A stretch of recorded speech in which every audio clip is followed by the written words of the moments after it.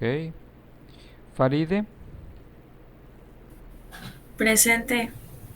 gracias.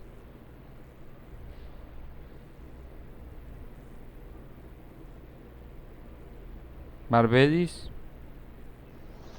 Presente. gracias.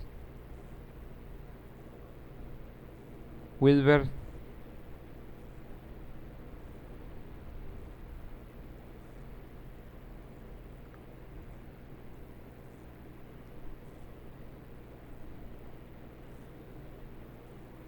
Juliet, Presente. gracias. Andrea, Presente. Jesús Emanuel,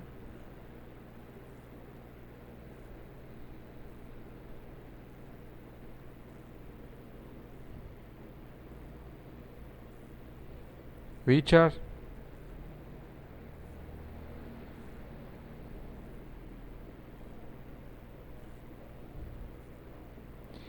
Valeria,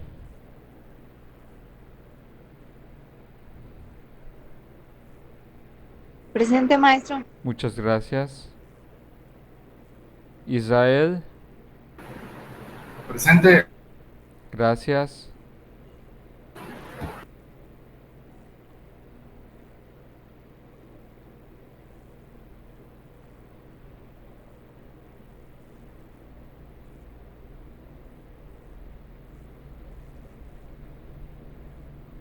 Montserrat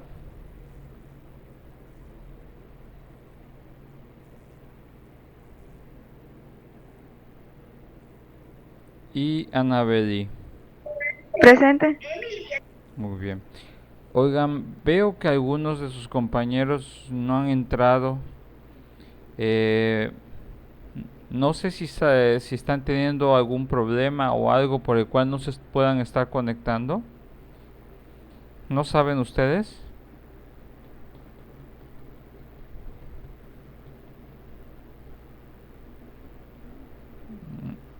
Lo digo por las clases pasadas, si se han estado conectando, si lo saben, si los han visto, conectados o no.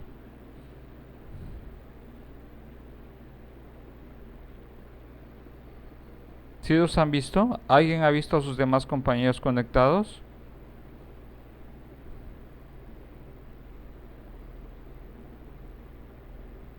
Hola, ¿me escuchan?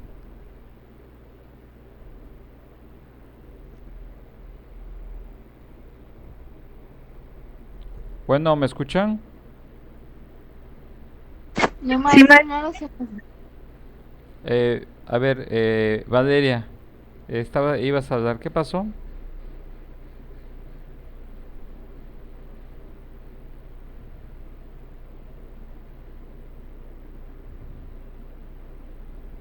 Sí, Valeria, me ibas a comentar algo de tus compañeros o algo, ¿no sabes? No, maestro, no los hemos visto. Bueno, por mi parte yo no sé nada. Uf, bueno, les voy a dar unos pequeños avisos que nos mandaron. Bueno, como sabrán, la otra semana de 19 al 21 tenemos nosotros lo que es la semana de psicología, ¿sí? Van a haber un ciclo de conferencias. eh, Propiamente vamos a estar pendientes nosotros los maestros para avisarles de las conferencias y las actividades que tenemos vamos a tener por el ciclo de la semana de psicología. Creo que van a ser actividades en las tardes, que a no ser de que nos avisen de otra, a lo mejor hagamos, si hay algo en las mañanas, les comentaré y a lo mejor podamos parar momentáneamente para aprovechar alguno de estos eventos con respecto pues a la conmemoración de nuestro día como psicólogos. Otra cosa es que después de esta conmemoración tenemos la otra semana, la semana cultural. Eh, eh, eh, Espero que estén pendientes de todas las actividades de la Semana Cultural cuando lo publiquen, porque hay una consigna que nos dieron a todos los del SEUM, que es que debemos de estar nosotros participando en por lo menos en 5 actividades, tanto lo que son docentes como lo que son estudiantes, ¿sí?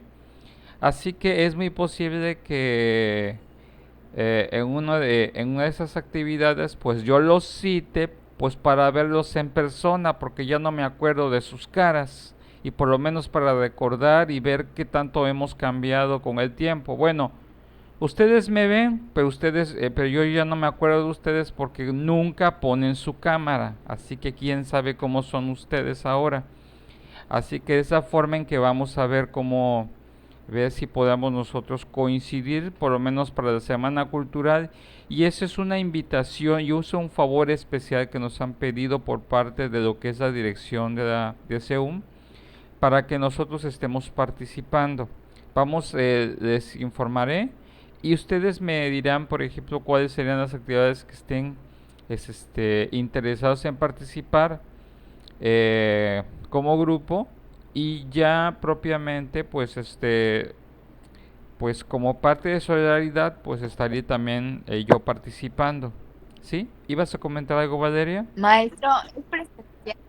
Sí, ¿es presencial? ¿Qué? Hay algunas actividades que son en ¿Es línea presencial? y hay algunas que son presenciales. Desconozco en este momento cuál es cuál. Solamente les comento la información que me dieron. Pero creo que algunas sí son presenciales, obviamente con todas las medidas, y otras sí son virtuales. Pero pues, de todas formas yo les estaré comentando y ustedes me dirán. Pero sí es una consigna de que tengamos que participar por lo menos en 5 actividades de la Semana Cultural. Bueno, ok, muy bien. Bueno, ese es por parte de los anuncios que vamos a estar teniendo para que ustedes estén pendientes la otra semana. Y de todas formas, yo les estaré mencionando cualquier cambio, cualquier situación. Bueno, vamos a tratar de avanzar el día de hoy, pero antes de avanzar, hemos estado viendo nosotros lo que son, ya hemos visto en cuanto a nuestra materia, lo que son los aspectos de los tipos de pensamiento que nosotros podemos estar observando en lo que corresponde a la psicología educativa. Ya hemos visto lo que son la diferencia de mente, las conceptualizaciones de lo que es pensamiento, los diferentes tipos de pensamiento de tipo generacional. Eh, Propiamente vamos a empezar a ver lo que son los más largos y obviamente los que son un poquito más técnicos de analizar, que son los tipos de pensamiento de tipo cognoscitivo. En este aspecto empezamos a ver la clase pasada lo que eran los temas de los tipos de pensamiento de tipo deductivo y tipo inductivo. Ok. En este momento voy a hacer una pregunta y la voy a hacer un pequeño ejercicio con ustedes para estar valorando si comprendieron lo que estuve explicando. Bien, este ejercicio es muy sencillo, ¿sí? Y recuerden de que esto consta como participación de clase y es aplicable a su calificación. Les voy a hacer una pregunta a cada uno de ustedes, y lo que vamos a hacer esta pequeña dinámica solamente a modo de retroalimentación. Le voy a pedir en este caso por ejemplo, a la primera persona que tengo en lista que me diga un número, ¿sí? El número que me digan será el número de alumno al cual yo le voy a preguntar, ¿sí? ¿Sí?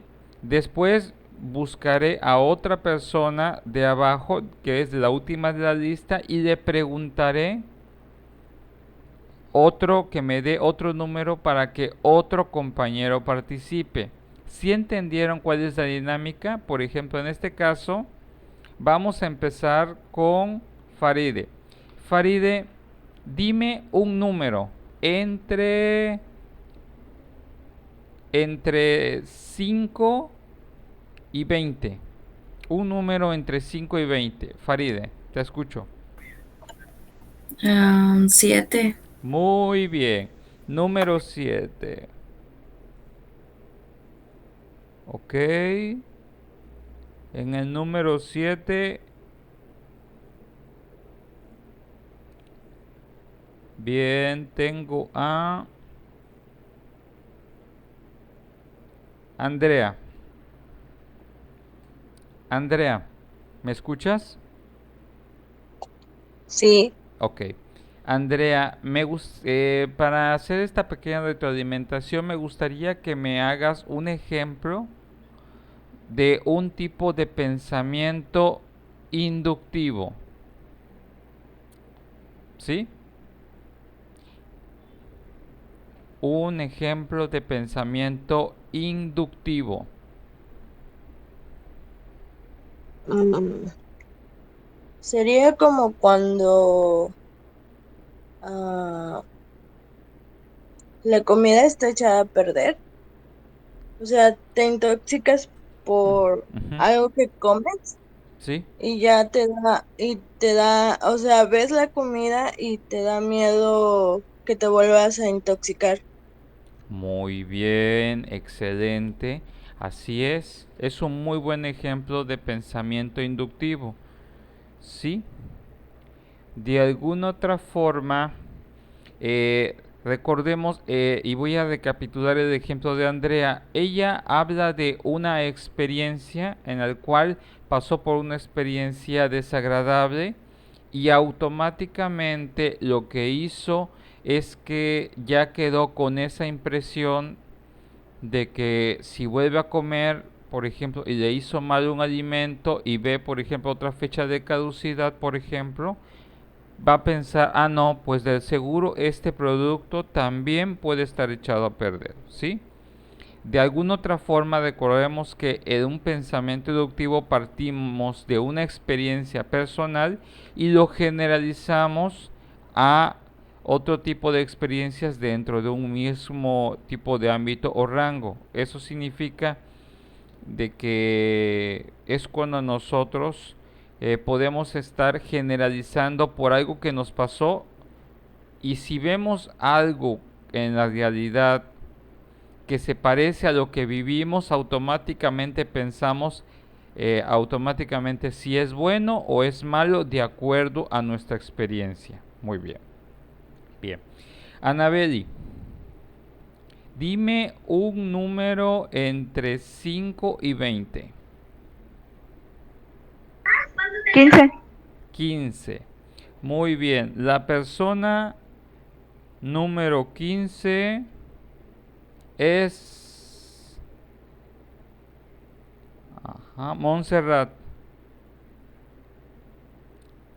Montserrat, ¿me escuchas? Sí, maestro. Ok. Quisiera que me dieras un ejemplo de ahora de un pensamiento deductivo. Un ejemplo.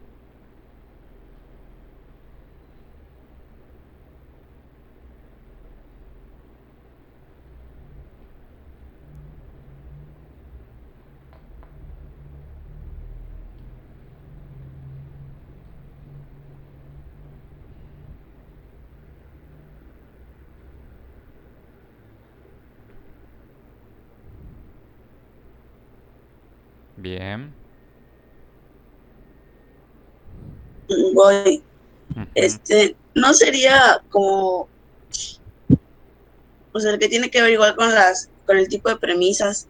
Por ejemplo, Ujú. eh, mm, todos los perros tienen cuatro patas. Toby es un perro, entonces Toby tiene cuatro patas. ¿No entran esos?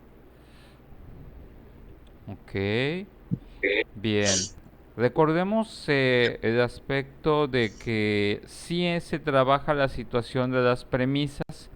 De alguna otra forma, ahora partimos, de acuerdo a como el ejemplo, partimos de un ejemplo particular y de un ejemplo general y vamos a algo particular. En esta situación, la generalización es en base a algo ya aceptado, a un concepto que ya que por ejemplo, que es aceptado de forma convencional. Y tratamos nosotros de forma deductiva de que si pertenece a tal o cual clase o tal o cual grupo lo que estemos hablando, entonces podemos asegurar que eso es, como el ejemplo que nos dio Montserrat. Eso sería más que nada un ejemplo sencillo de lo que es un procesamiento deductivo. Siempre que sepamos lo que nosotros vamos a describir, a qué clase, a qué grupo o a qué categoría pertenece el asunto, cosa o situación de la cual estamos hablando, podemos particularizarlo después. Pero partimos de lo general a lo particular. Bueno, bien, eso significa que todos hasta este momento he visto que han entendido perfectamente bien estos dos conceptos. Bueno, vamos a continuar ahora con los otros tipos de pensamiento, ya que hemos avanzado en cuanto a los pensamientos deductivo e inductivo. El siguiente tipo de pensamiento es uno de los más sencillos, entre comillas, ¿sí? Porque supuestamente, y lo digo supuestamente, este tipo de pensamiento, el pensamiento analítico, es el que nosotros debemos de estar aplicando la mayoría de las veces al momento de la resolución de algún problema. Se dice que el pensamiento analítico realiza la separación del todo en partes que son identificadas y categorizadas. ¿Ok? Comprende una situación dividiéndola en partes pequeñas o determinando las implicaciones de una situación paso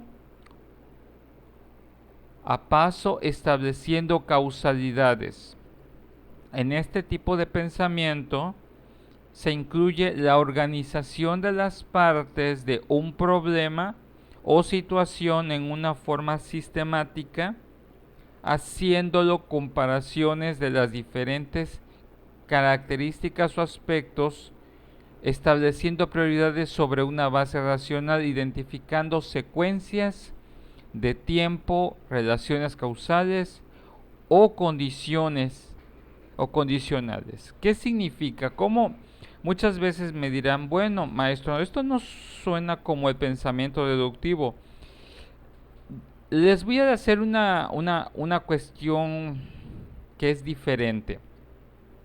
Sí tiene algunas similitudes con el pensamiento deductivo. Sin embargo, la característica que tenemos nosotros con el pensamiento deductivo es que el pensamiento deductivo llega a una conclusión particular de forma simple, como el ejemplo que tuvimos con Montserrat.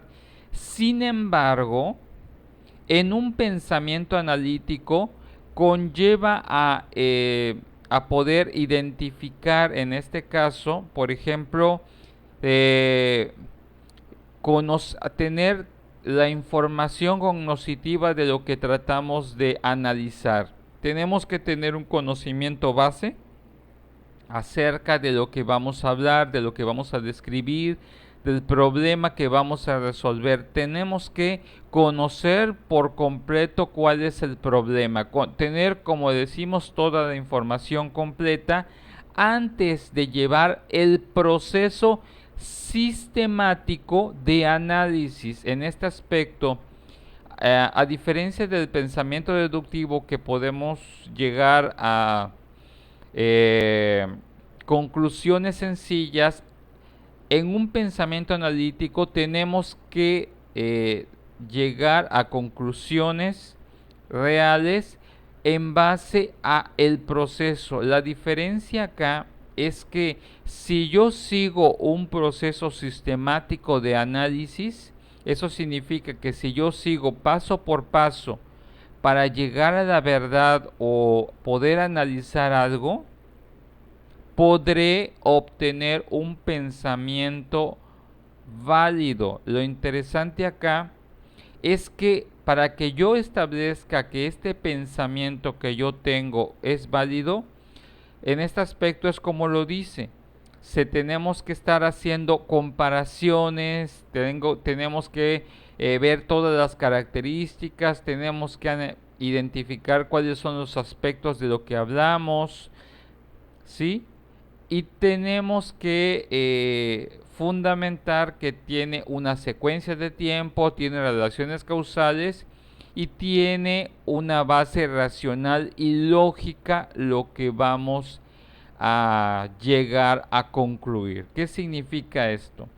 Significa de que muchas veces, por ejemplo, realizar un análisis no es decir lo primero que suene lógico, sino significa que yo me voy a dedicar a trabajar en un proceso para poder analizar, como dice el dicho, como dice sistemáticamente la definición. Primero tengo que llevar a un proceso de análisis, a un proceso sistemático de qué es lo primero que voy a determinar, qué es lo segundo que voy a valorar, qué es lo último y a qué conclusión voy a llegar. Aquí el secreto para que el pensamiento analítico sea válido es que debo de respetar todos los aspectos de lo que estoy pensando y de lo que la conclusión a la que estoy llegando debe de tener este tipo de características que estamos viendo en este tipo de pensamiento. Por eso no cualquiera tiene un pensamiento analítico. La mayoría o el grosso de personas pueden llegar a tener por lo general pensamientos deductivos que suenan lógicos, pero ante problemas que requieran una mayor capacidad de observación, de escrutinio, de estudio, sí la gente se tiene que llevar su tiempo antes de emitir una conclusión o emitir una respuesta o emitir una solución.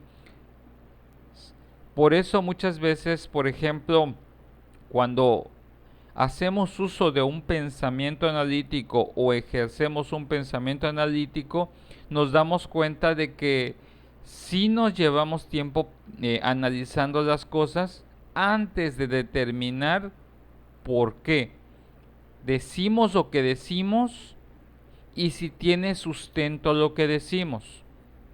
Ok, hasta esta parte yo sé que eso puede ser un poco complicado, pero ¿tienen dudas? ¿Si entendieron a qué se refiere el pensamiento analítico? Quiero escuchar sus opiniones. Maestro, ¿podría poner un ejemplo? Es que no me quedó tan claro. Muy bien, perfecto. Es por ejemplo como, se los voy a poner así. Vamos a poner un ejemplo sencillo para un pensamiento analítico. ¿Cómo sé que yo establecí un pensamiento analítico? Por ejemplo, como cuando yo tengo que decidir de alguna otra forma, se los voy a poner en un ejemplo que todos van a poder identificarse. Imagínate en este caso que tienes 3 pretendientes. En eso significa tienes como 3 enamorados que están intentando cortejarte para que seas su novia, para que aceptes una relación de noviazgo con estas personas. ¿Ok? En este aspecto tú tienes que identificar las características de cada uno de los diferentes candidatos.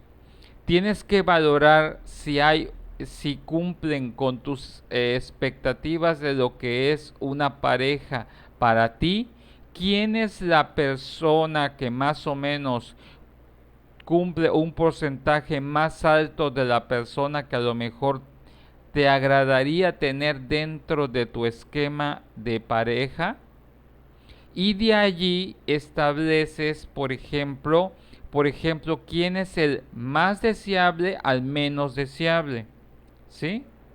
Y estableces en base a por ejemplo, características de apariencia, a características de planes de vida, características tal vez de tipo de pensamiento, tipo de carácter, y tú estableces, no, es que esta persona sí me va a querer porque hace esto, porque me ha demostrado esto, porque está tratando de hacer esto.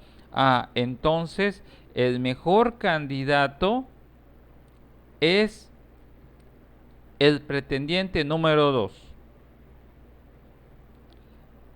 Y así es como llegaste a hacer un pensamiento analítico.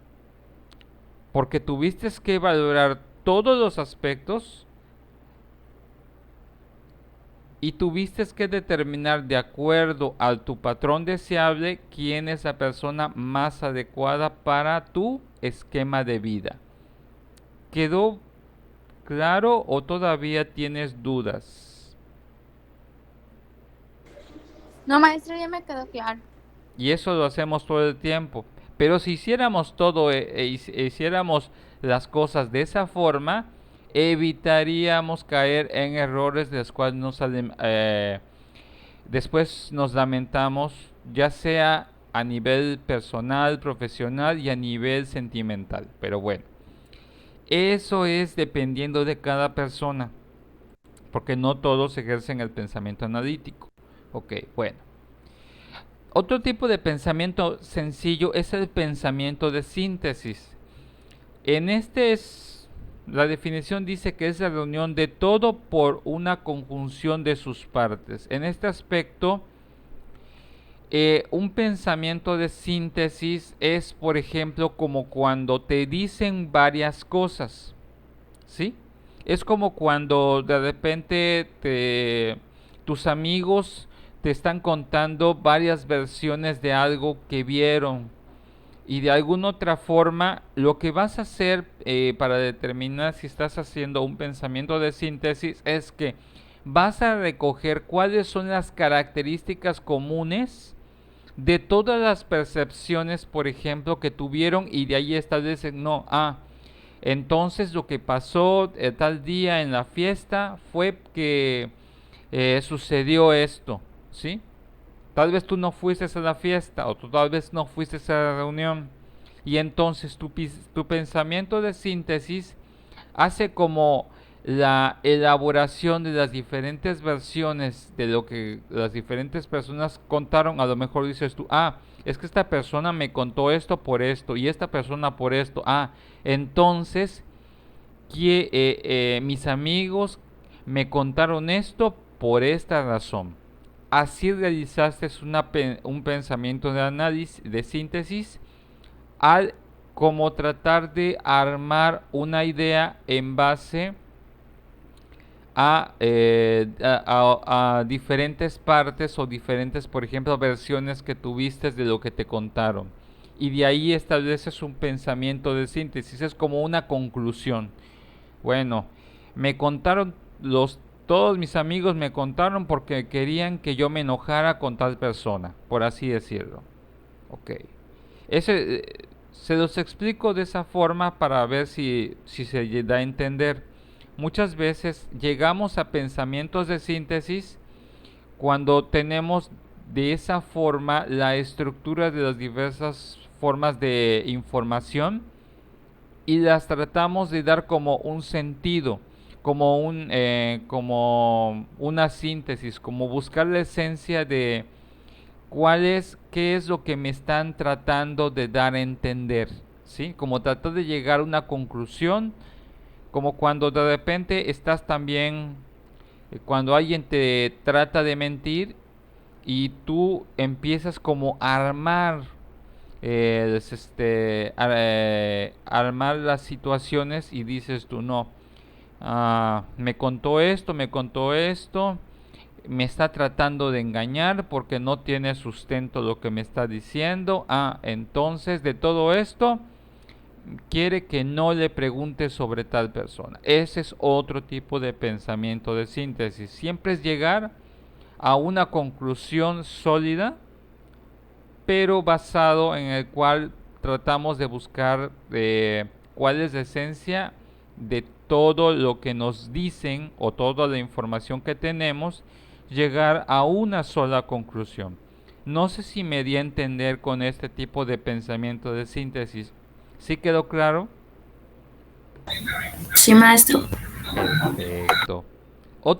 Bueno, después tenemos otro tipo de pensamiento que tenemos nosotros, es el pensamiento imaginario. ¿Ok? Ojo, todos estos tipos de pensamientos son tipos de pensamiento cognoscitivos. ¿Por qué se les llama tipo de pensamientos cognoscitivos? Porque todos van encaminados a una sencilla razón. Ese pensamiento me lleva al proceso de la cognición o al proceso de conocer algo a través de algún tipo de proceso. Si ustedes se dan cuenta, todos estos tipos de pensamiento cognitivos tienen diferentes procesos, pero muchos no tienen los mismos tipos de caminos o estrategias para llevarnos a ello. En el pensamiento imaginario, dice, es aquel que se utiliza en la creación o modificación de algo, introduciendo novedades, es decir, la producción de nuevas ideas para desarrollar o modificar algo existente. Bien, muchas veces algunas personas, y dependiendo de los autores, también han dicho que puede estar muy relacionado con lo que es el pensamiento creativo, ¿sí? Algunos autores así también lo conocen, este tipo de pensamiento. En este sentido, el pensamiento imaginario está basado en, ahora sí que como diría Platón, en el mundo de las ideas, ¿sí? En este aspecto, nosotros en un pensamiento imaginario, poder establecer incluso escenarios de, por ejemplo, ¿qué pasaría si yo hiciera esto? ¿Qué pasaría si yo le dijera esto? Y en tu mente estás imaginando o estás poniendo como en escena qué pasaría si hicieras tal o cual acción, ¿sí? ¿Qué pasaría si yo no le hubiera dicho esto? En este pensamiento imaginario lo que tú intentas es llegar a un proceso de cognición que no siempre está basado en un contexto real, sino en un contexto solo de pensamiento. Solo se queda en una hipótesis. La mayoría de las cuestiones del pensamiento imaginario podemos trabajar cuáles son los productos de un pensamiento imaginario. Pueden ser planeaciones, pueden ser la creación de nuevas ideas, la creación de estrategias para resolver problemas, pero solo en el plano teórico, en el supuesto hipotético, pudiera pasar esto. Ojo, en el pensamiento imaginario planteamos diferentes alternativas ante la realidad y podemos nosotros en nuestra mente determinar qué pasaría si yo hiciera esto o hiciera el otro, ¿sí? Y planteamos los escenarios que pudieran pasar. Ojo, no significa que necesariamente solo se mantenga en el mundo de las ideas, que si lo ponemos en marcha después ya cambia y puede cambiar la variación de lo que pensamos que creía que iba a pasar y lo que realmente sucedió. Esa es otra situación. Pero el pensamiento imaginario es como un recurso para que nosotros no nos arriesguemos a hacer cosas. y todo lo ponemos como en una especie de prueba mental de las posibles consecuencias que pasaría si yo hiciera esto. En algún momento de nuestra vida siempre hemos hecho, como que alguna vez, por ejemplo, antes de hacer algo, normalmente planteamos diversos tipos de pensamiento. Bueno, ¿qué pasaría si yo hiciera esto? Y te lo imaginas, ¿qué pasaría por completo? Y no, pasaría esto. No, pues mejor otra idea. Y te vuelves a plantear como en el proceso de las ideas imaginarias, ¿qué pasaría que hicieras otra cosa o proceder de otra forma? Y ahí empieza a cambiar tu percepción hasta que tú estés pues de alguna otra forma a gusto o estés de acuerdo con cuál es la mejor decisión que vas a tomar antes de llevarla a la práctica o llevarla a la realidad convencional. ¿Sí? Ok.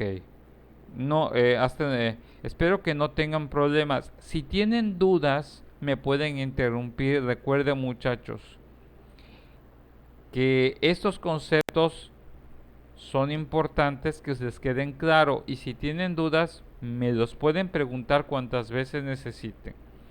Bien. Muchas veces vamos a tener un aspecto interesante con el cual puede haber una confusión y es en este caso que es el pensamiento sistemático. ¿Ok? Ojo, no es lo mismo el pensamiento sistemático al pensamiento analítico. De alguna otra forma en el pensamiento analítico realizamos un sistema o una serie de procesos para llegar a una verdad, a llegar a un proceso de cognición. Sin embargo, en un pensamiento sistemático vamos a ver que es una visión compleja de múltiples elementos con sus diversas interrelaciones. En el sistemático se deriva de la palabra sistema y lo que nos indica que debemos de ver las cosas de una forma interrelacionada. ¿Sí? La actitud del ser humano que se basa en la percepción del mundo real en términos de totalidades para su análisis y comprensión. ¿Cuál es la diferencia entre un proceso de análisis, entre un pensamiento analítico y un pensamiento sistemático? La diferencia es que si bien en el pensamiento analítico uso un sistema, es para la resolución de un aspecto particular de la realidad, ¿sí? En un pensamiento sistemático yo establezco las diversas redes o de algún tipo relaciones que de alguna otra forma conforman la realidad que yo estoy viendo, ¿sí? Es como tratar de ver ya no la realidad o tratar de ver las cosas solo en un plano, sino tratar, bueno, es que si estoy viendo que, por ejemplo, el gato es pardo, es porque hay poca luz, es porque no hay iluminación, es porque se ve muy lejos, ¿sí? Ahí establezco un pensamiento sistemático porque conllevo varias cuestiones o diversos aspectos que están interrelacionados para que determinar cómo es que llegué a pensar lo que pensé.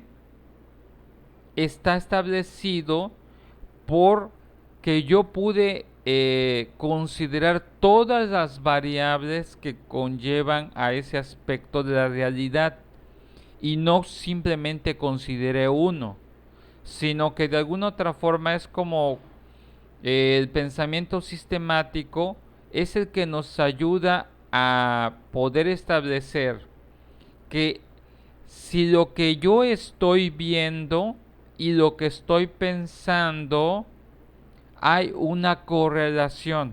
El pensamiento sistemático nos ayuda a poder constatar aspectos entre si lo que estoy viendo está influenciado por algún aspecto motivacional, por algún aspecto emocional, por algún aspecto de emoción o por algún aspecto de falla a nivel sensorial.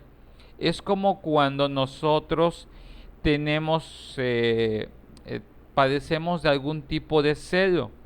Y ya, por ejemplo, de alguna otra forma, si nosotros ejerciéramos el pensamiento sistemático ante la emoción del celo, pudiéramos valorar solo por el pensamiento sistemático si mi pensamiento es real o es una falla de nivel de interpretación de la realidad por una falla en la percepción de lo que vi, de lo que escuché, de cómo me sentí en ese momento, de qué tan motivado me sentía. Si yo hiciera una valoración de estos aspectos, pudiera yo determinar, a lo mejor, pues yo interpreté mal un estímulo o algo que oí y escuché porque no consideré los otros aspectos. A lo mejor pareciera que estaba besando a la persona, pero desde el enfoque perceptual pareciera que estaba besando a la persona. Pero si yo valoro otro tipo de situaciones y a lo mejor simplemente es un fallo a nivel gestáltico de la percepción y yo puedo, no, pues me estoy equivocando porque vi mal. Entonces allí yo ya establecí que mi pensamiento sistemático valoró las otras variables antes de establecer una conclusión. ¿Sí están entendiendo a qué me refiero con el pensamiento sistemático?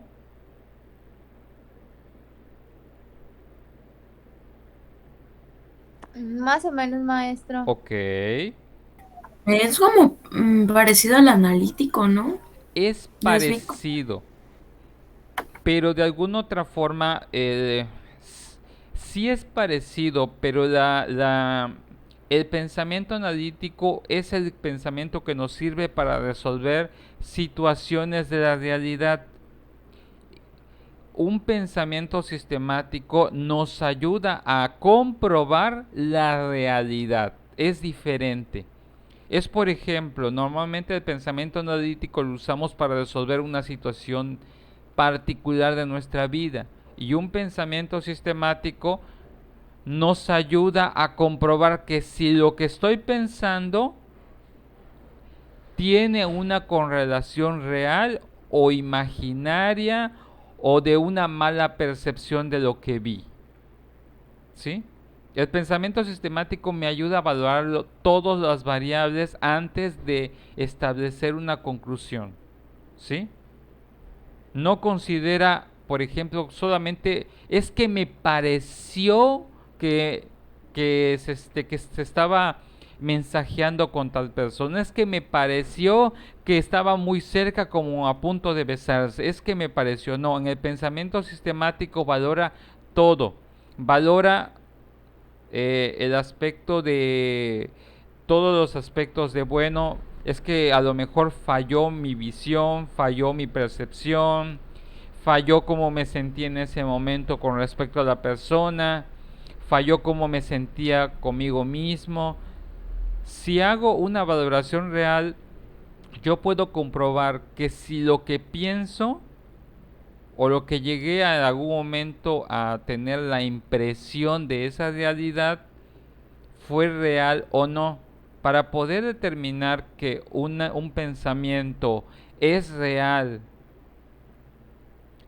debería de someterse a un pensamiento sistemático, porque yo tengo que comprobar entre lo que dicen mis sentidos, lo que me dicen mis emociones y lo que hay en la realidad. Es como para comprobar las cosas.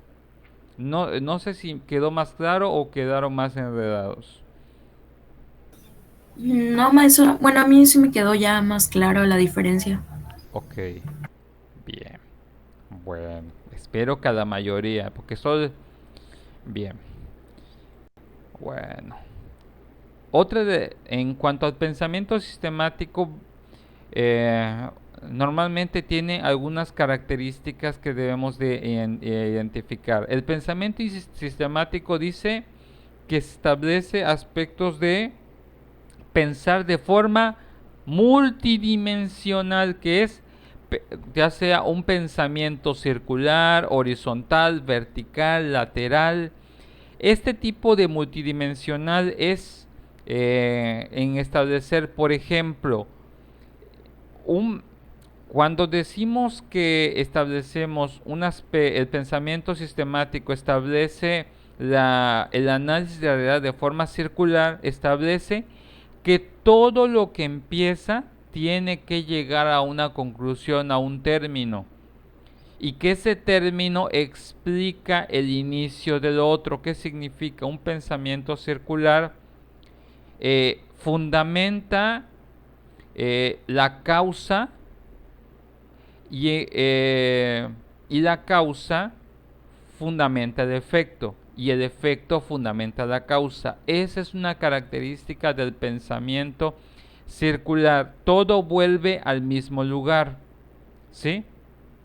En un pensamiento o una característica de tipo horizontal, sabemos de que a todo estímulo hay una respuesta. Eso sería un pensamiento horizontal o una característica multidimensional de que, o sea, por ejemplo, le dijiste a alguien, como decir, por ejemplo, es que le grité a tal persona, la persona en ese momento volteó. Ok, ese es un pensamiento horizontal. Un pensamiento vertical establece este aspecto. Ok, el pensamiento vertical establece, por ejemplo, que primero fue esto y después fue esto. Establece en el pensamiento vertical, establecemos una categoría que primero sucedió esto, y después sucedió esto, como una especie de orden. Y en un pensamiento lateral, yo establezco esto. Significa que en un pensamiento lateral establezco, primero fue esto, después esto, pero está relacionado de alguna otra forma con una causa o un efecto. En un pensamiento multidimensional, nosotros vamos a establecer siempre cuál es el tipo de patrón que vamos a elegir, ya sea el patrón circular en el cual lo que es la causa fundamenta el efecto, el pensamiento horizontal que establecemos que normalmente todo estímulo le corresponde a una respuesta. En el pensamiento vertical de que hubo una categoría que primero se dio esto y después se dio esto, o en un pensamiento lateral donde establezco que si bien hay un orden, todo responde a una causa y un efecto. El aspecto circular, horizontal, vertical y lateral es lo que caracteriza a que la mayoría de las personas puedan pensar al mismo tiempo, ya sea circular, horizontal, vertical y lateral, todo al mismo tiempo. Eso significa que considero todas las formas para llegar a una verdad. Otro de los aspectos del pensamiento sistemático dice que es muy dado a focalizar el todo, las partes y principalmente promover la interacción entre las partes de un sistema. De alguna otra forma, ¿qué significa esto? Significa que yo tengo que establecer, por ejemplo, lo que yo estoy observando en la realidad es un todo, ¿sí? Que depende de las partes, ¿sí? Y que estas partes de esta realidad que yo estoy observando no son estáticas, sino que son de tipo dinámicas, de que unas dependen de otras. En pocas palabras, cuando yo determino, por ejemplo, ¿cómo puedo determinar el aspecto de que a alguien no le agrado? Por ejemplo, de que yo le caigo mal a una persona. por ejemplo, dices tú, yo creo que le caigo mal a todo mi salón, por así decirlo. Bueno, en este aspecto, yo establezco esa conclusión. Bueno, ¿cuáles son las partes para decir que yo le caigo mal a todo el salón?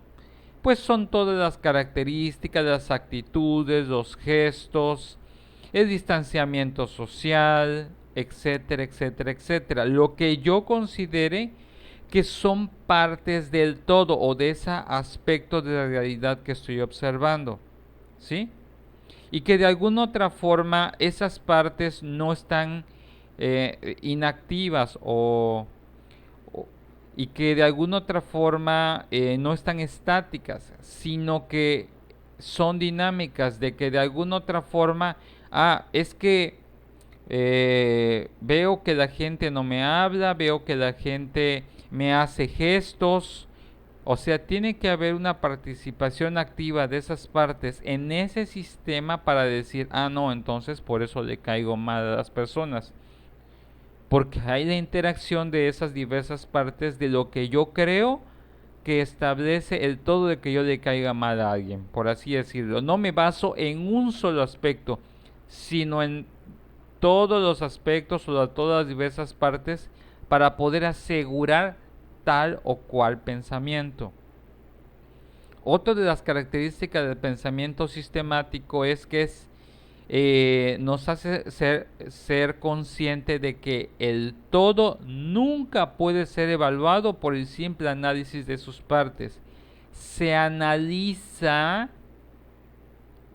por la relación conjunta de todo. O sea, si falta uno de los elementos, hay un fallo en nuestro tipo de pensamiento sistemático. De ahí es en donde establecemos de que si solo si solo veo dos aspectos y por eso ya determino mi pensamiento, hay un fallo en mi pensamiento. Porque no estoy considerando algunas otras consideraciones, algunas otras partes. ¿Sí? Yo tengo que evaluarlo todo en relación o interrelación de las partes para poder decir que conforma el todo, para poder llegar a una verdad. De allí es en donde establecemos que pensar sistemáticamente es multiplicar el número de opciones. ¿Qué significa multiplicar el número de opciones? Darle una explicación de por qué está sucediendo lo que está sucediendo en mi realidad. ¿Sí?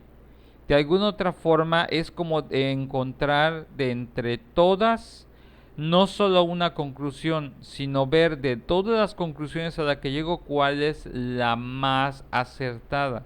Pero tengo que tener y hacer una comparación de los diversos tipos de conclusiones que tengo, de las opciones de las conclusiones a las que llego. ¿Será que desagrado? ¿Será que a lo mejor vieron algo mal en mí? ¿Será que a lo mejor casualmente estaban molestos y, y yo interpreté esto? Esa es la forma en que se empiezan a multiplicar las opciones de las posibles explicaciones de las realidades que estamos viviendo, ¿sí? Y así es como podemos establecer en base a estos 4 puntos un pensamiento o identificar si estamos teniendo un pensamiento sistemático o no. Ok, ¿cómo vamos hasta el momento?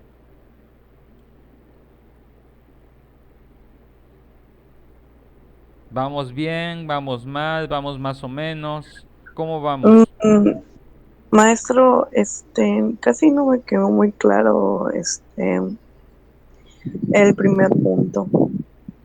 ¿El de pensar de forma multidimensional? Sí, Ok, bien. Cuando, a ver, vamos a hacer un pequeño ejemplo para identificarlo. Por ejemplo, ¿cómo, cómo, cómo sabes que, por ejemplo, cómo sabes que eres una persona justa?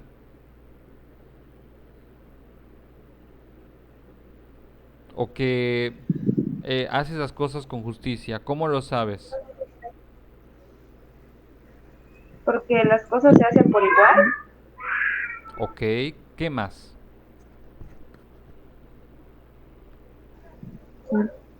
Porque al momento de que se presenta algún tipo de problema, pues siempre escucho las ambas partes para tener una conclusión. O sea, este,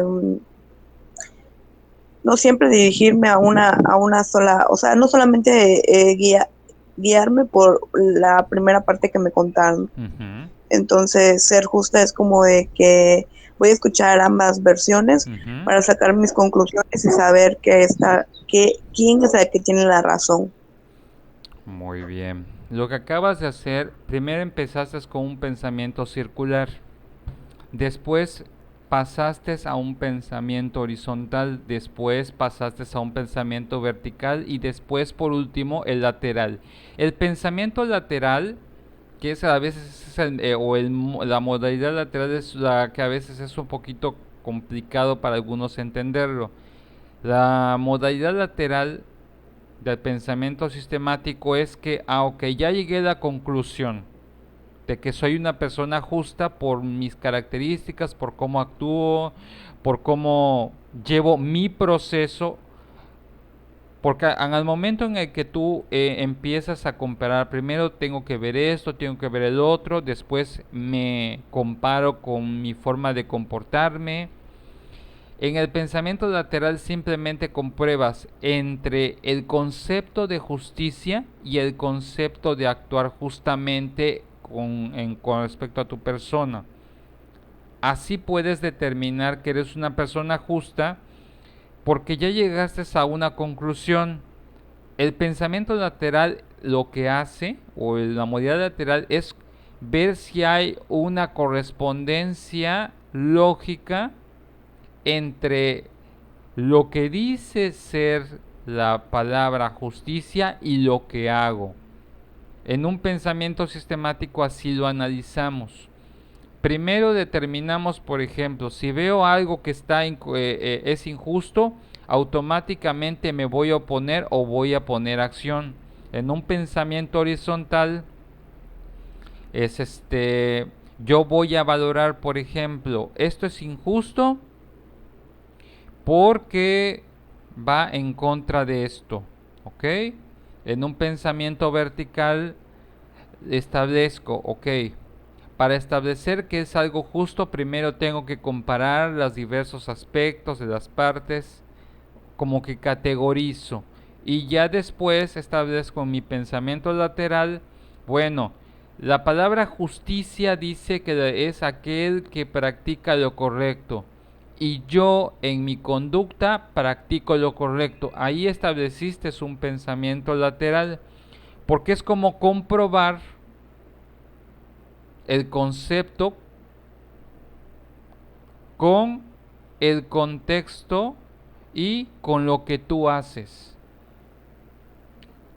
La mayoría de las personas utilizamos un pensamiento sistemático y a veces no nos damos cuenta. Pero hay personas que no logran establecer un pensamiento sistemático. Esa es una de las características que a veces de alguna otra forma se necesitan valorar, ¿sí? Porque si yo establezco el aspecto circular, el horizontal, el vertical y el lateral, el circular determinando de que a toda causa hay un efecto y a todo efecto hay una causa, el horizontal, que establezco, por ejemplo, que primero se dio esto y después el otro, en el vertical, que hay una estructura para que se den las cosas de forma ordenada y lógica, y después compruebo entre lo que creo y lo que dice el concepto, allí puedo establecer un pensamiento sistemático, ¿sí? Y esto yo lo puedo aplicar a mi realidad, si estoy haciendo las cosas bien. Este tipo de conceptos es cuando nosotros analizamos y estamos trabajando con las personas y establecemos, por ejemplo, es que ves la realidad en diferentes tipos de escenarios. No lo ves en blanco y negro, sino que lo ves tridimensional. Ves la realidad, bueno, por ejemplo, ¿por qué yo considero que la justicia es esto? Porque esa es la definición de justicia, ¿ok? Ahora, ¿cómo determino qué es actuar de forma justa? Porque la justicia se ve a través de estas evidencias de esto, de esto, de esto, de esto. ¿Ok? Bien. Y para ser justo, primero tengo que hacer esto, después esto, después esto, después esto. Como establezco en el vertical los pasos y en el lateral establezco, bueno, al finalizar establecí que como para ser justo hay que hacer esto, hay que hacer esto, hay que hacer esto, de acuerdo a la definición de justicia, y yo lo estoy haciendo, entonces determino que soy una persona justa o soy una persona injusta. Tengo que llegar a una verdad absoluta. Y ese es lo que establece el pensamiento sistemático, en el cual tú veas la realidad no solo de una forma, sino de diferentes formas y estableces tus conclusiones en base a estos tipos de modalidades. Si en alguno de estos tipos, ya sea el circular, el horizontal, el vertical o el lateral, falla, entonces hay un fallo en tu pensamiento, porque como que es incongruencia.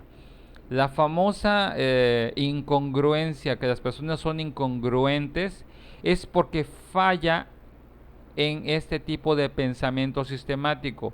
Su realidad no corresponde con lo que piensan de sí mismos o lo que piensan de la misma realidad. ¿Sí? Porque todo se tiene que valorar en un pensamiento sistemático. Todo se valora, todo se estudia, todo se analiza para poder comprobar si lo que creo o pienso o lo que hago está bien, está mal, es adecuado, es inadecuado, siempre para llegar a verdades absolutas que en un pensamiento sistemático deberían ser en un 99% irrefutables, que nadie te pueda refutar eso que estás pensando, que nadie te lo pueda debatir, que no te puedan votar tu idea. Cuando una persona no tiene un pensamiento sistemático, es fácil que le puedas votar o puedas decirle que su forma de pensamiento es errónea o equivocada, porque no valoró todos los aspectos de su realidad. No sé si quedó más claro o los enredé más.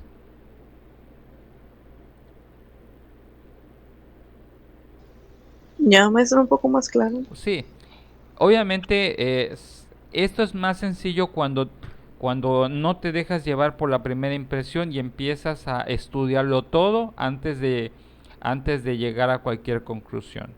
Ok. Bueno, y aquí está el pensamiento favorito de todos, el pensamiento crítico. El pensamiento crítico, que es lo primero que aprendemos nosotros cuando ya tenemos nosotros uso de razón, o sea, a partir de que ya estamos nosotros de acuerdo a Piaget en las operaciones formales o el pensamiento abstracto, es uno de los principales que nosotros desarrollamos nosotros cuando somos adolescentes. Pero ¿cómo de establecer que nuestro pensamiento crítico es válido?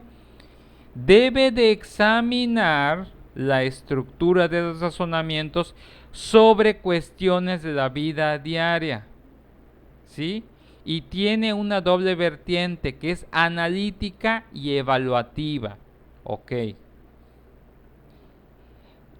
Intenta superar el aspecto mecánico del estudio de la lógica. Es evaluar el conocimiento decidiendo lo que uno realmente cree y por qué.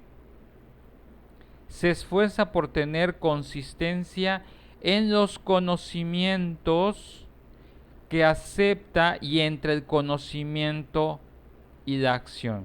¿Qué significa esto? Tener un pensamiento crítico no significa simplemente dar mi opinión de las cosas, porque la mayoría de las veces las opiniones críticas que nosotros decimos porque a mí me parece es un pensamiento crítico destructivo desde el aspecto subjetivo. Un pensamiento crítico tiene una naturaleza objetiva que no está centrada en el sujeto, sino que el pensamiento crítico está centrado en el aspecto u objeto de la realidad de la cual nosotros estamos hablando. Esa es la naturaleza. Por eso hablamos que tu razonamiento debe de ser de acuerdo a la vida diaria y debes de analizarlo por una parte y por otro evaluarlo, poner un examen a ver si es cierto, comprobarlo. Porque con que tú lo pienses o lo creas no significa que estás teniendo un pensamiento crítico. Tiene que haber una base en la cual hayas ejercido un proceso de comprobación para establecer, no, es que de acuerdo a este tipo de situaciones y de acuerdo a la valoración de esto y de acuerdo a lo que yo he estado observando en mi vida y de acuerdo a la comparación, a la valoración, al análisis que ya he hecho de las cosas, yo puedo determinar de que estoy en lo correcto. ¿Por qué estoy en lo correcto? No porque yo tenga mi propia versión de la realidad, no, porque yo tengo las bases para demostrar que estoy en lo correcto. Tienes como las pruebas, las evidencias lógicas, las evidencias de conocimiento, las evidencias físicas, lo que tú quieras, pero tienes como respaldar lo que tú estás pensando. ¿Ok? Y en este aspecto, por eso dice que intenta superar el aspecto mecánico de la lógica simple o del sentido común, ¿sí? No es lo que suene lógico, sino que debes de poder comprobar contra toda prueba y como decimos en psicología, con test y contra retest debes de poder evaluar que tu pensamiento no esté equivocado y debo de fundamentarlo en lo que yo creo con el sustento de por qué lo creo. Esa es la naturaleza. Ok. En este sentido, si van entendiendo, muchachos. Y de aquí voy a empezar a preguntarles a ustedes, porque no he estado escuchando de nuevo, no escucho nada más escucho a las muchachas hablar. Muchachos, ¿qué entienden ustedes por el pensamiento crítico?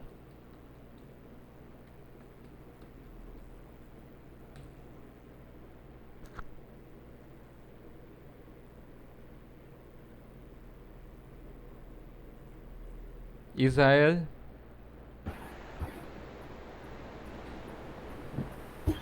Que es que es, por ejemplo, esto lo que uno vive a diario, ya sea diferentes situaciones. Hay que pues analizarlas, evaluarlas, comprobar si realmente eso está pasando, realmente si eso que me acaban de comentar es verdad o es mentira. Hay que llevar a un proceso. Ok. En este aspecto, por ejemplo, imagínate que te contaron algo. ¿Estás por aquí, Richard? Sí, profe. Ok. ¿Qué pregunta? Imagínate que te preguntaron un chisme. ¿Qué preguntas harías para poder comprobar ese chisme que te están contando? El que sea.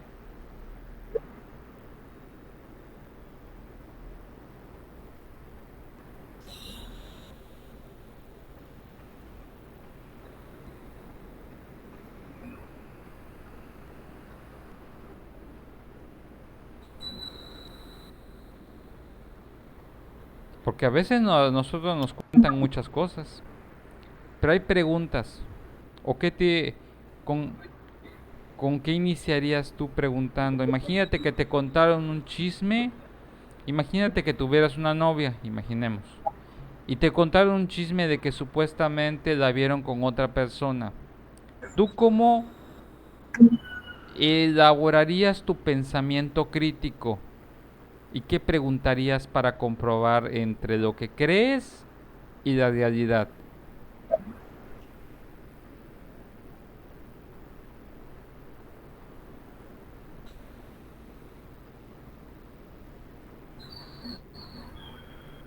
Como para tratar de cuestionar a la persona que te lo contó.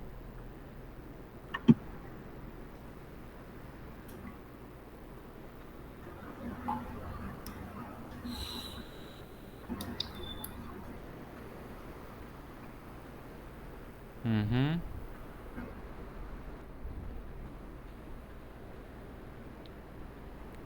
A ver, muchachos, a ver, ¿cómo le harías tú? Imagínate que te contaron algo y tú tienes que llegar a una verdad y tienes que llegar a un pensamiento, tú tienes que confrontar a otra persona para que veas si no te contaron un chisme, si no te contaron algo porque te quieren hacer sentir mal o porque te quieren bajar a la nube y después se queden con ella. Ah, ¿qué preguntarías? Es un Profe, ¿no sería hipotético. mejor ¿Sí? hablar con esa persona? Ok, Hablar con esa, con ambas personas. ok. Con la Pero ¿qué que me lo... preguntarías? Imagínate que solo obtienes ahorita acceso a la persona que te contó el chisme. ¿Qué le preguntarías? Más que preguntar sería más pedirle pruebas. Ok, ¿y cómo le dirías las pruebas?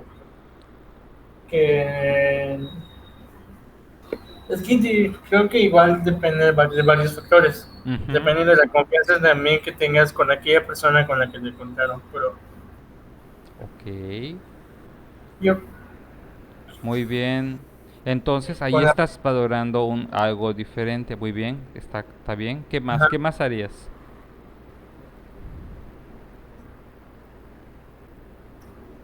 Preguntarle a esa persona que me contó de dónde sacó esa Ajá. información.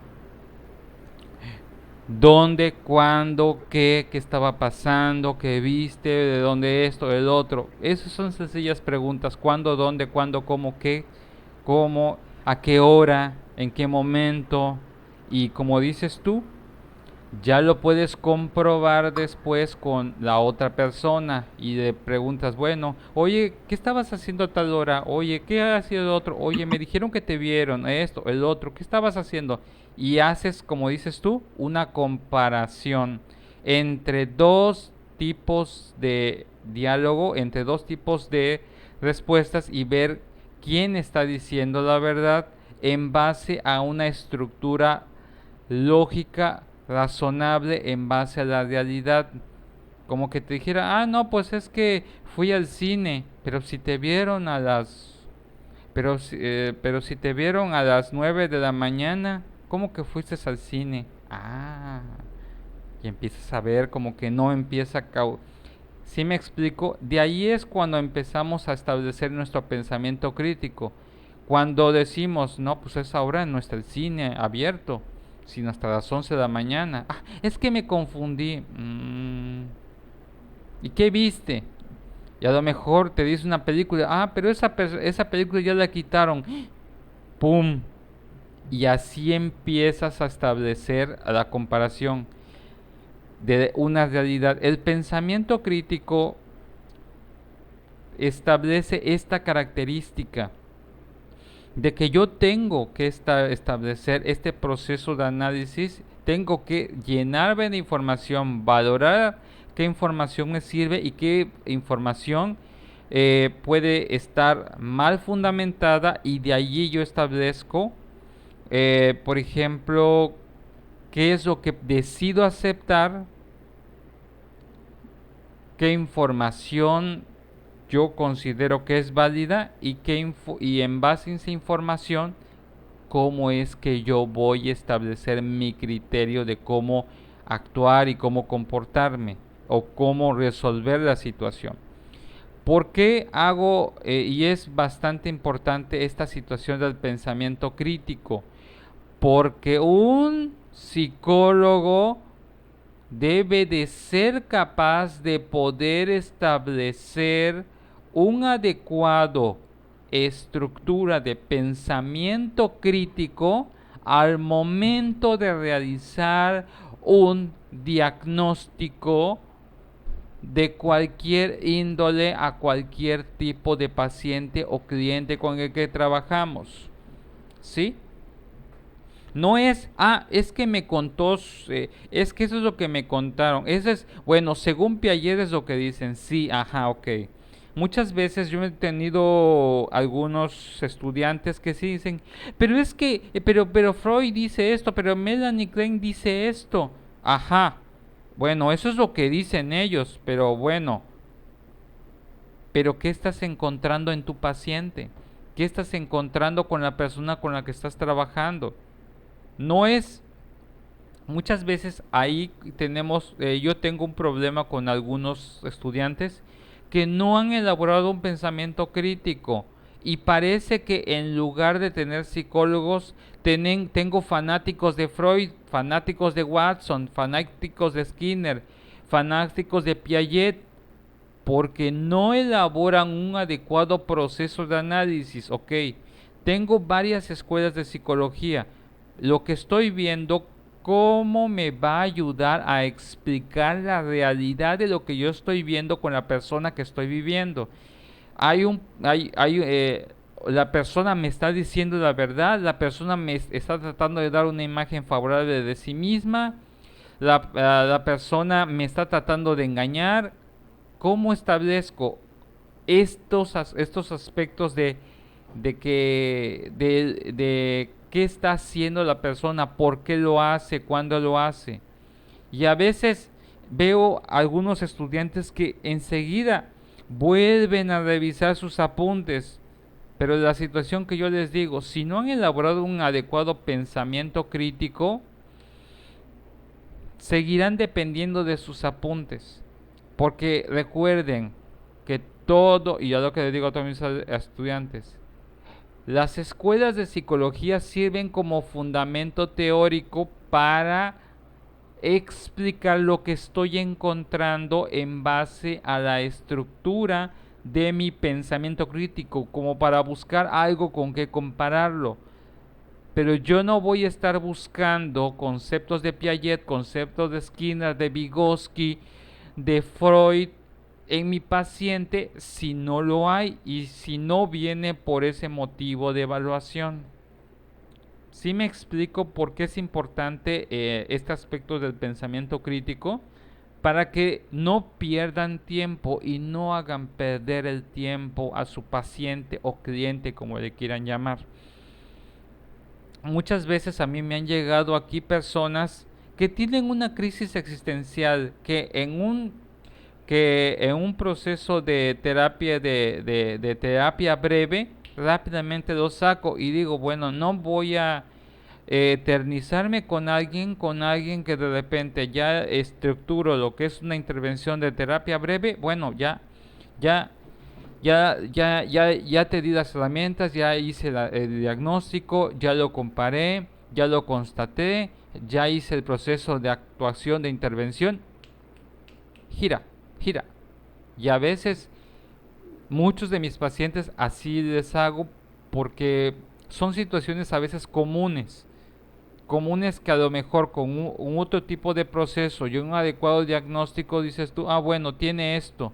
No requiere tanto tiempo en consultorio o en gabinete psicológico, pero eso requiere que yo ya establecí un pensamiento crítico de la persona con la que tengo que hacer. Y si ustedes, muchachos, tienen que empezar a generar esto, porque yo siempre les digo, ustedes como psicólogos, su tiempo es el que están invirtiendo en la persona. Si ven que una persona no se está tratando de engañar, ahí tienen que darse cuenta de acuerdo a su pensamiento crítico. Si la persona les está tratando de dar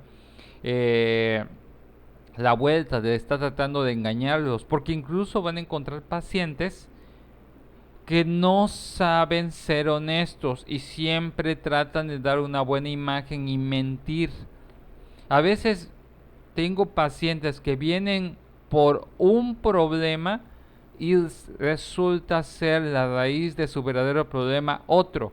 Y ahí es en donde vemos las cuestiones de que tú debes de establecer un pensamiento crítico y tú puedas valorar en base a los diferentes aspectos si lo que estás viendo es real, es imaginario y cómo actuar en frente a la situación de esa realidad que estás viviendo para que tu tiempo no te lo hagan perder, porque mucha gente de verdad a veces no te dice la verdad y nada más hace perder tu tiempo, y todo minuto causa honorarios, así que no abaraten su trabajo con nadie. ¿Sí? ¿Sí me entienden en este aspecto del pensamiento crítico? ¿Tienen alguna duda, algún comentario con respecto a esto?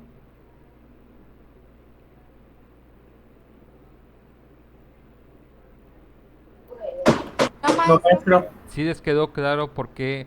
Y ojo, todos estos tipos de pensamiento, vayan ustedes sacando sus preguntas y todo esto, porque al final de este tema voy a pedirles a ustedes en una tarea con respecto a esto, es que ustedes creen estrategias y técnicas para mejorar cada uno de estos tipos de pensamiento cognitivos que estamos viendo. Esa va a ser su labor de trabajo antes del examen del segundo parcial. Y va a valer mucho crear estrategias para mejorar los tipos de pensamiento que estamos viendo, pero eso es hasta que terminemos de ver todos los tipos de pensamiento cognitivo. Son las 10:34 de la mañana. Hasta aquí estamos llegando, ¿sí? Espero que todos les haya quedado claro los temas que hemos visto hasta el momento, ¿sí? Díganle a sus compañeros que no se pierdan las clases, que no se confíen que porque yo las grabo, pues a lo mejor ustedes que sí están en clase, pues ya la libraron, porque están sacando sus dudas, pero los que no entran a clase no voy a poder saber sus dudas. Y Maestro, una pregunta, ¿eso de crear estrategias es como talleres o como que dice del pensamiento? sí, por ejemplo, más que taller, no es un taller, es como crear como una especie de ¿cómo, cómo puedo mejorar el pensamiento, por ejemplo, el pensamiento sistemático en una persona? ¿O qué pasos debería seguir al momento de realizar un pensamiento? O sea, ¿qué debería de hacer? ¿Qué estrategias? Así como tipo, no sé, manualidades o algo así que ayuden al pensamiento general o Ándale, tipos algo juegos. así, lo que ustedes quieran, se los manejo a su creatividad, que pueda ayudar a la persona en ese aspecto, ya sea en actividades, juegos, dinámicas, lo que ustedes quieran, pero quiero uno. A lo mejor, como son varios, les voy a asignar a cada uno un tipo diferente de pensamiento, ¿sí? Para que no me lo repitan todos. Pero obviamente tiene que ser como esa técnica tiene que tener, y les voy a poner unas características después, pero eso lo vemos después, no quiero que me regañen, porque ustedes ya tienen ahorita su otra clase. Se los explico mucho después en la otra, ¿sí? Seguimos nosotros la otra clase. Estén pendientes de las actividades de la otra semana. Y pues ahí seguimos en comunicación para cualquier cambio o adecuación que vayamos a hacer por las actividades de la escuela. Les deseo que tengan muy buen fin de semana y si se dan su oportunidad, lean y revisen la diapositiva que subí en Classroom para